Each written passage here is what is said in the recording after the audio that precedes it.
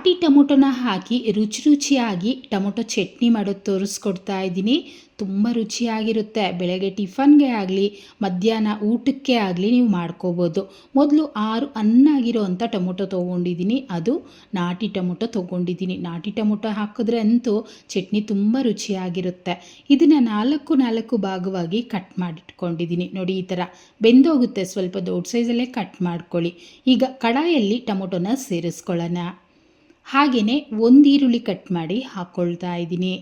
ನಂತರ ಒಂದು 7-8 ಎಸಲಷ್ಟು ಬೆಳ್ಳುಳ್ಳಿ ಅಥವಾ ಒಂದು ಗಡ್ಡೆಯಷ್ಟು ಬೆಳ್ಳುಳ್ಳಿನ ಸೇರಿಸ್ಕೊಳ್ಳಿ.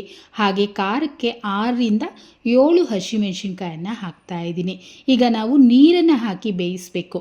ಎಣ್ಣೆ ಹಾಕಿ ಬೇಯಿಸಿ ಚಟ್ನಿ ಮಾಡೋದು ಬೇರೆ, ಆದರೆ ನೀರು ಹಾಕಿ ಬೇಯಿಸೋದು ಬೇರೆ. ಡಿಫ್ರೆಂಟಾಗಿ ಟೇಸ್ಟ್ ತುಂಬ ಚೆನ್ನಾಗಿರುತ್ತೆ. ಒಂದು ಸಲ ಈ ರೀತಿ ಟ್ರೈ ಮಾಡಿ ನೋಡಿ. ಒಂದು 5 ನಿಮಿಷ ಮೆತ್ತಗಾಗೋವರೆಗೂ ಬೇಯಿಸಿಟ್ಕೊಂಡಿದ್ದೀನಿ. ನೀವು ನೋಡ್ತಾ ಇರ್ಬೋದು, ಟೊಮೊಟೊ ಪೂರ್ತಿ ಮೆತ್ತಗಾಗೋಗಿದೆ. ಈಗ ಸ್ಟವನ್ನು ಆಫ್ ಮಾಡಿ ಈ ಟೊಮೊಟೊ ಎಲ್ಲನೂ ಅಷ್ಟೇ ಚೆನ್ನಾಗಿ ತಣ್ಣಗಾಗಬೇಕು.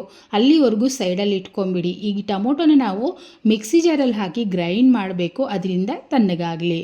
ಒಂದು 5 ನಿಮಿಷ ಬಿಟ್ಟು ಒಂದು ಮಿಕ್ಸಿ ಜಾರಲ್ಲಿ 3-4 ಟೇಬಲ್ ಸ್ಪೂನಷ್ಟು ಕಾಯಿ ತುರಿ ಹಾಕ್ಕೊಂಡು ಸ್ವಲ್ಪ ನೀರು ಸೇರಿಸಿ ತರ್ತರಿಯಾಗಿ ರುಬ್ಕೊಳ್ತೀನಿ. ಅಷ್ಟರಲ್ಲಿ ಟೊಮೊಟೊ ಸಹ ಚೆನ್ನಾಗಿ ತಣ್ಣಗಾಗೋಗಿದೆ. ಈಗ ಈ ಟೊಮೊಟೊನ ಪೂರ್ತಿಯಾಗಿ ನಾವು ಮಿಕ್ಸಿ ಜಾರಲ್ಲಿ ಸೇರಿಸ್ಕೊಳ್ಳೋಣ. ಅಂದರೆ ತೆಂಗಿನಕಾಯಿ ರುಬ್ಬಿದ್ದೀವಲ್ವ, ಅದರಲ್ಲೇ ಟೊಮೊಟೊನೂ ಹಾಕ್ಕೊಳ್ತಾ ಇದ್ದೀನಿ. ನೀರೇನು ಹಾಕ್ಕೋಬೇಡಿ, ಬರೀ ಟೊಮೊಟೊ, ಈರುಳ್ಳಿ, ಹಾಗೆಯೇ ಬೆಳ್ಳುಳ್ಳಿ, ಹಸಿಮೆಣಸಿನ್ಕಾಯಿ ಇಷ್ಟು ಮಾತ್ರ ಹಾಕ್ಕೊಂಡು ಇದನ್ನು ಅಷ್ಟೇ ಚೆನ್ನಾಗಿ ಮೆತ್ತಗೆ ನಾವು ರುಬ್ಕೋಬೇಕಾಗುತ್ತೆ. ನೀರು ಹಾಕಬೇಡಿ. ಹಾಗೆಯೇ ಮಿಕ್ಸಿನ ಆನ್ ಮಾಡಿ ಆಫ್ ಮಾಡಿ ರುಬ್ಕೊಳ್ಳಿ. ಈ ಥರ ನಮಗೆ ಚಟ್ನಿ ರೆಡಿ ಆಗುತ್ತೆ. ನೋಡಿದ್ರಲ್ಲ, ಚೆನ್ನಾಗಾಗಿದೆ. ಈಗ ಇದನ್ನು ಸೈಡಲ್ಲಿ ಎತ್ತಿಟ್ಕೊಂಡು ಒಗ್ಗರಣೆ ಸಹ ಹಾಕ್ಕೋಬೇಕು. ನಾನು ಅದೇ ಕಡಾಯೇ ಬಿಸಿ ಮಾಡಿಕೊಂಡು 2 ಸ್ಪೂನಷ್ಟು ಎಣ್ಣೆ ಹಾಕ್ತಾ ಇದ್ದೀನಿ. ತುಪ್ಪ ಬೇಕು ಅಂದರೂ ಹಾಕ್ಕೊಳ್ಳಿ. ನಂತರ ಸಾಸಿವೆ ಸ್ವಲ್ಪ ಹಾಕ್ಕೊಳ್ಳೋಣ.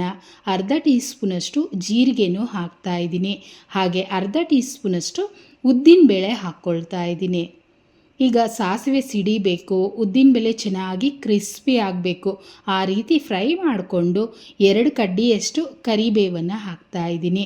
ಹಾಗೆ 7-8 ಎಸಲಷ್ಟು ಬೆಳ್ಳುಳ್ಳಿನ ಲೈಟಾಗಿ ಜಜ್ಜಿಬಿಟ್ಟು ಹಾಕ್ಕೊಂಡಿದ್ದೀನಿ. ಬೇಡ ಅಂದರೆ ಬೆಳ್ಳುಳ್ಳಿ ಸ್ಕಿಪ್ ಮಾಡಿಬಿಡಿ. ಹಾಗೆ ನಾನು ಒಂದು ಈರುಳ್ಳಿ ಕಟ್ ಮಾಡಿ ಸೇರಿಸಿ ಫ್ರೈ ಮಾಡ್ಕೊಂಡಿದ್ದೀನಿ.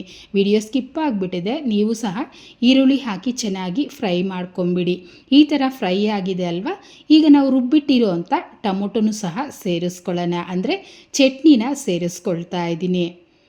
ನಿಮಗೆ ಗಟ್ಟಿಯಾಗಿ ಬೇಕು ಅಂದರೆ ನೀರು ಹಾಕಬೇಡಿ. ಸ್ವಲ್ಪ ತೆಳುವಾಗಿ ಬೇಕು ಅಂದರೆ ಮಾತ್ರ ನೀರನ್ನು ಹಾಕ್ಕೊಳ್ಳಿ. ನಾನು ಸ್ವಲ್ಪ ನೀರನ್ನು ಹಾಕ್ಕೊಂಬಿಟ್ಟು ಸ್ಟವ್ ಪೂರ್ತಿ ಸಿಮ್ಮಲ್ಲಿಟ್ಟು ರುಚಿಗೆ ತಕ್ಕಷ್ಟು ಉಪ್ಪು ಹಾಕಿ ಚೆನ್ನಾಗಿ ಮಿಕ್ಸ್ ಮಾಡ್ಕೊಳ್ತಿದ್ದೀನಿ. ನೋಡಿ, ಸಿಮ್ಮಲ್ಲಿಟ್ಟು ಬೇಯಿಸಬೇಕು. ಹೈ ಫ್ಲೇಮ್ ಇಟ್ಟರೆ ಟೇಸ್ಟ್ ಚೇಂಜ್ ಆಗೋಗುತ್ತೆ. ಅದರಿಂದ ಸ್ಟವ್ನ ಪೂರ್ತಿ ಸಿಮ್ಮಲ್ಲಿ ಇಟ್ಕೊಂಡು ನಿಧಾನಕ್ಕೆ ಒಂದು 5 ನಿಮಿಷ ಬೇಯಿಸ್ಕೊಳ್ಳಿ. ನಮಗೆ ಸ್ಟ್ರೀಟ್ ಸ್ಟೈಲಲ್ಲಿ ಈ ಚಟ್ನಿ ಇರುತ್ತೆ. ಅಂದರೆ ಸ್ಟ್ರೀಟ್ಗಳಲ್ಲಿ ಬಜ್ಜಿ ಮತ್ತು ಇಡ್ಲಿ ಹಾಗೆ ದೋಸೆ ಜೊತೆನೂ ಕೊಡ್ತಾರೆ ಈ ಚಟ್ನಿ ಅಂತೂ. ಓಕೆ, ನೋಡಿದ್ರಲ್ಲ, 5 ನಿಮಿಷ ಆಗಿದೆ. ಎಷ್ಟು ಚೆನ್ನಾಗಿ ಕುದೀತಾ ಇದೆ. ಚಟ್ನಿ ಸಹ ರುಚಿಯಾಗಿ ರೆಡಿಯಾಗಿದೆ. ಸೇಮ್ ಸ್ಟ್ರೀಟ್ ಸ್ಟೈಲಲ್ಲೇ ಮಾಡೋದು ತೋರಿಸಿದ್ದೀನಿ. ದೋಸೆ, ಇಡ್ಲಿ, ಚಪಾತಿ ಇಲ್ಲ ಬಿಸಿ ಬಿಸಿ ಮುದ್ದೆ ಅನ್ನದ ಜೊತೆನೂ ಚೆನ್ನಾಗಿರುತ್ತೆ. ಈಗ ಸ್ಟವನ್ನು ಆಫ್ ಮಾಡಿ ಒಂದು ಸ್ವಲ್ಪ ಕೊತ್ತಂಬರಿ ಸೊಪ್ಪನ್ನು ಹಾಕಿ ಮಿಕ್ಸ್ ಮಾಡ್ಕೊಳ್ತಿದ್ದೀನಿ. ತುಂಬ ರುಚಿಯಾಗಿರುತ್ತೆ. ಖಂಡಿತ ನಿಮ್ಮ ಮನೇಲೂ ಅಷ್ಟೇ ಇದೇ ಮೆಥಡಲ್ಲಿ ಟ್ರೈ ಮಾಡಿ ನೋಡಿ. ಹೇಗೆ ಬಂತು ಕಮೆಂಟ್ ಮಾಡಿ, ಮತ್ತು ಲೈಕ್ ಮಾಡಿ, ಶೇರ್ ಮಾಡಿ, ಹಾಗೆ ಚಾನಲ್ನ ಸಬ್ಸ್ಕ್ರೈಬ್ ಮಾಡ್ಕೊಳ್ಳಿ. Thanks for watching.